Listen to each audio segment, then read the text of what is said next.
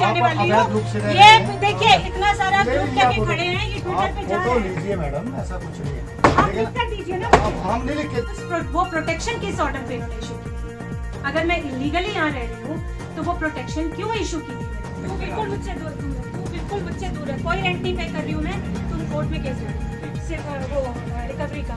कहाँ जवाब दूँगी? लेडीज थी वो अवैध तरीके से या काफी स्पेस से रह रही थी और ना ही इसने कोई अपनी identity the. Refresh Mattress, India's #1 customer satisfaction brand with 99.5% satisfied customers.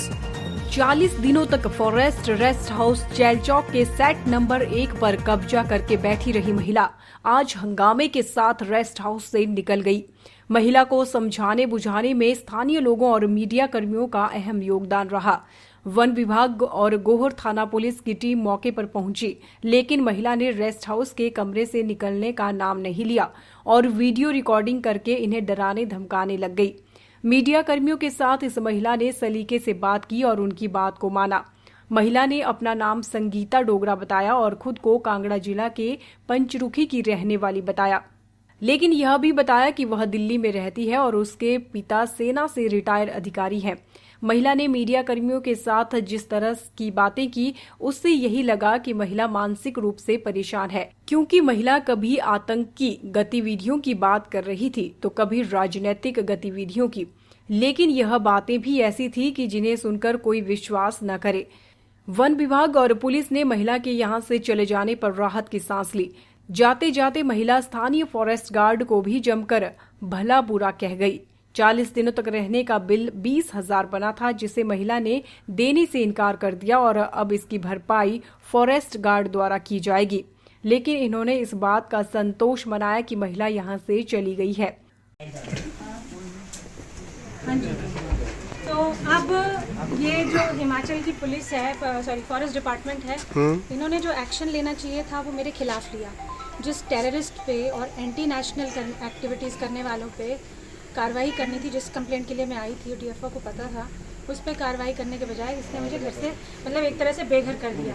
इसका कहना है कि ये स्टेट मेरा नहीं है, ठीक है। तो अल्टीमेटली एक लीगल कंट्री आउट ऑर्डर हुआ है उसके खिलाफ, जो रिश्वत लेने को तैयार नहीं है। 15 करोड़ रुपए का ऑफर दिया था इन्होंने मुझे अगस्ता वेस्टलैंड का केस छुपाने के लिए, तो पैसे नहीं लिए और ईमानदारी से लड़ रही हूँ। ये जो रिश्वत लेते हैं ना खड़े होके, ये मेरे पे, मेरी क्रेडिबिलिटी, इंटीग्रिटी पे सवाल उठाए हैं।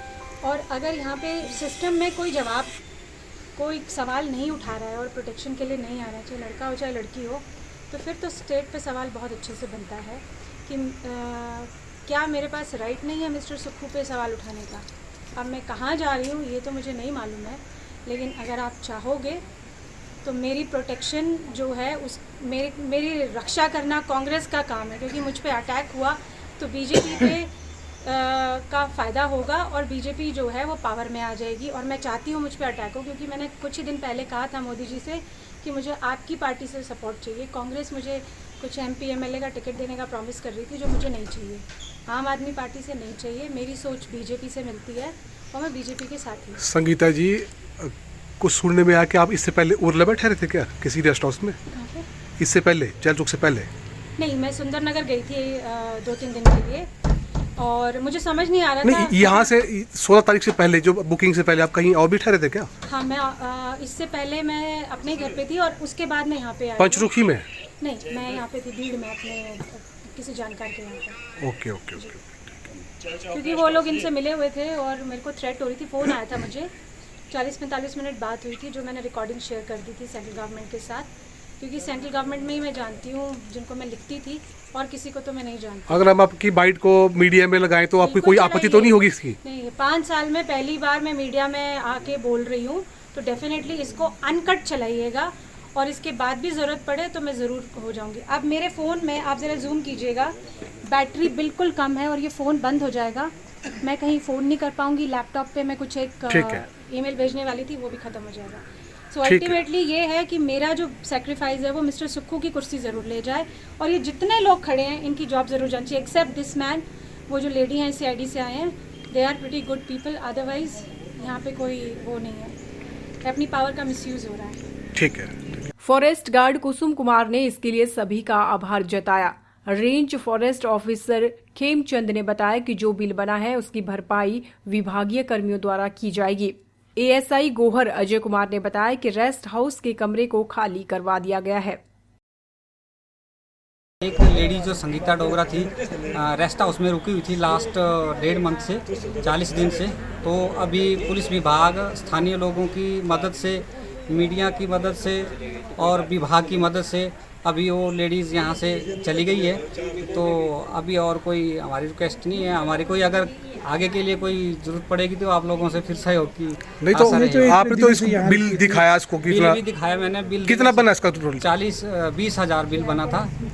तो बिल देने से मना कर दिया इन्होंने कि मैं बिल नहीं दूंगी और कोर्ट में आपको चैलेंज करना उसको तब दूंगी मैं। 40-41 दिन तक ये महिला यहाँ पे रही जी सर आज। और बिना किराया देके गई है यहाँ से। जी सर आज। तो उसकी खाना पूर्ति कैसे करेंगे? विभाग की रिकवरी होगी जी कर्मचारियों से और ये कोई लेडीज़ थी वो अवैध तरीके से या काफ़ी समय से रह रही थी और ना ही इसने कोई अपनी आइडेंटिटी दी। तो करीब फॉरेस्ट वाले जो घबरा गए, जिस वजह से उन्होंने थाने में कंप्लेंट करी थी। तो इसलिए हम आए थे, तो उनको भिजवा दिया गया है यहाँ से। फेसबुक पर पोल स्टार हिमाचल का पेज लाइक करें और यूट्यूब पर हमारा चैनल सब्सक्राइब करना ना भूलें।